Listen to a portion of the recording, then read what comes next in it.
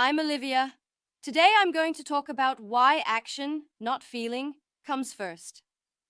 If you can't watch the video right now, just keep listening closely because the real value is in the insights.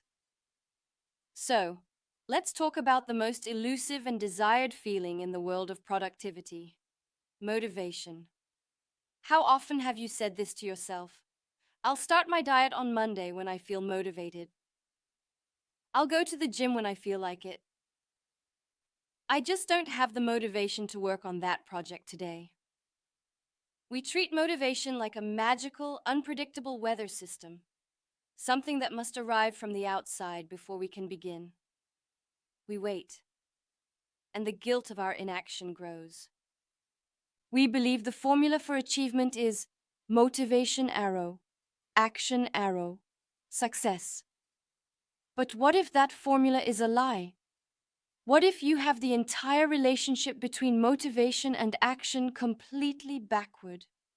What if motivation isn't the spark that starts the engine? It's the momentum that builds once the car is already rolling, even just a little. Today, we are going to debunk the motivation myth. We'll explore the neuroscience of what motivation actually is. A chemical reaction, not a magical feeling. I'll give you a simple 3-part system to stop waiting for motivation and start generating it on demand, anytime you need it. To understand this, we need to understand the real hero of our story, a neurotransmitter called dopamine. For years, dopamine was misunderstood as the pleasure molecule. But modern neuroscience has shown us that's not quite right. Dopamine is the motivation molecule. Its primary job is to drive you to seek rewards. Think about it.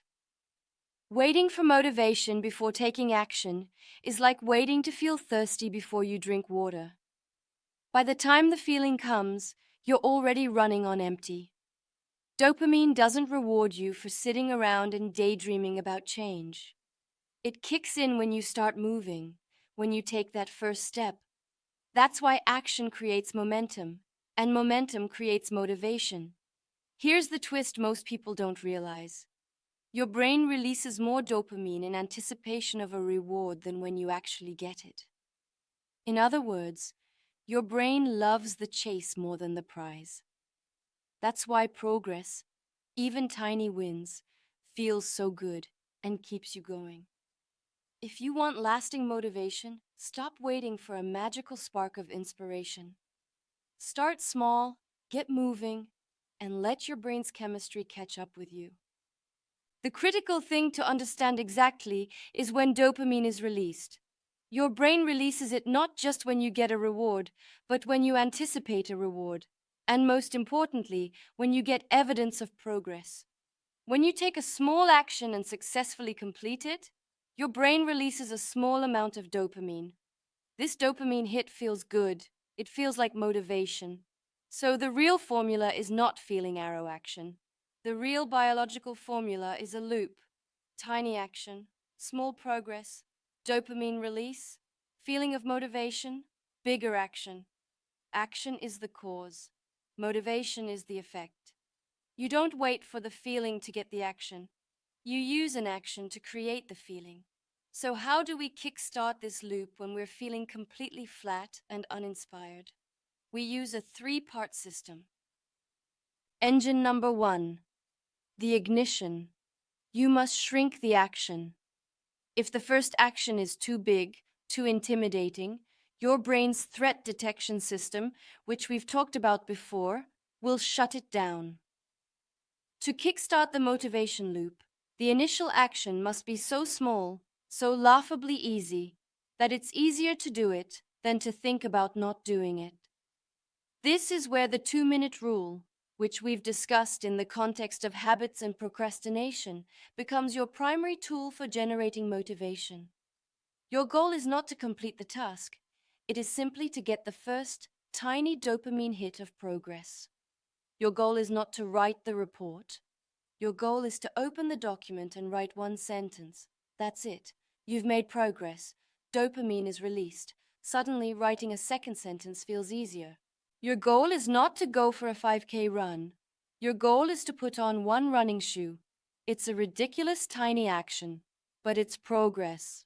Your brain gets its chemical reward. And once one shoe is on, putting on the other feels natural. You are strategically tricking your brain. You are lowering the barrier to entry so much that you can't help but succeed at the first step, which generates the very chemical you need to take the second. Engine number 2, the fuel. You must engineer your environment. Motivation is not purely an internal game of willpower. It is heavily influenced by your external environment. Your brain is lazy. It will always choose the path of least resistance. The motivation myth tells us we should become more disciplined people. This is about managing friction. If you want to go to the gym in the morning, lay out your workout clothes the night before. This reduces the number of steps, the friction between you and the desired action. If you want to stop scrolling your phone, don't rely on willpower. Increase the friction. Leave your phone in another room while you work. If you want to eat healthier, pre-chop your vegetables for the week. This dramatically reduces the friction of cooking a healthy meal when you're tired. Engine number 3, the turbocharger. You must visualize the process, not just the outcome. Everyone tells you to visualize success.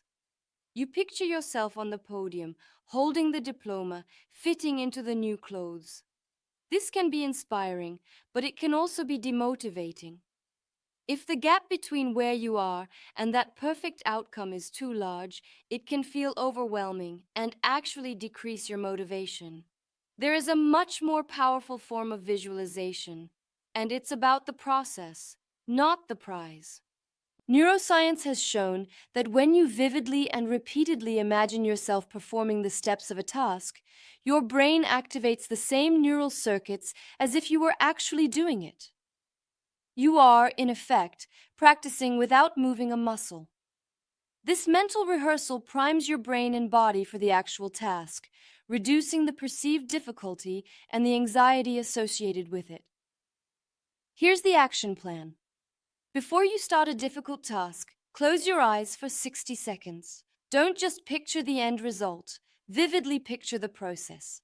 If you need to go to the gym, visualize yourself grabbing your keys, driving to the gym, walking through the doors, and doing your very first warm-up set. Feel the bar in your hands, hear the sounds of the gym. By mentally rehearsing the process, you are making the unfamiliar familiar. Motivation is not a magical force you have to wait for. It is not a feeling you find. It is a biological process you can trigger. It is a result you create. The myth we've been sold is that passionate, successful people wake up every day bursting with motivation. It's a lie.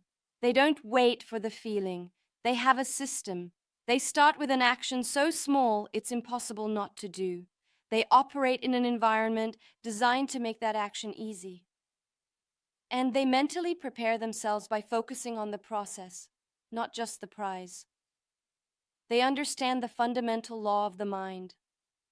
Action precedes motivation. You are not a slave to the unpredictable whims of your feelings. You are the creator of your motivation. The power to feel motivated and get things done is not in waiting for inspiration to strike.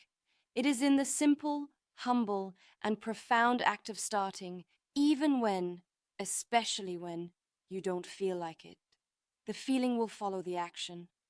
Think about all the times you didn't feel like doing something, but once you started, it wasn't so bad. Maybe you even enjoyed it. That's your brain flipping the switch. Action is the signal your nervous system needs to wake up your motivation circuits. Sitting and waiting for the perfect mood is like keeping the engine off and expecting the car to drive itself. And here's the liberating truth. Consistency beats intensity. What is the one tiny action you can take to kickstart your motivation loop today? Share it in the comments. And if you're ready to stop waiting and start creating, make sure you subscribe.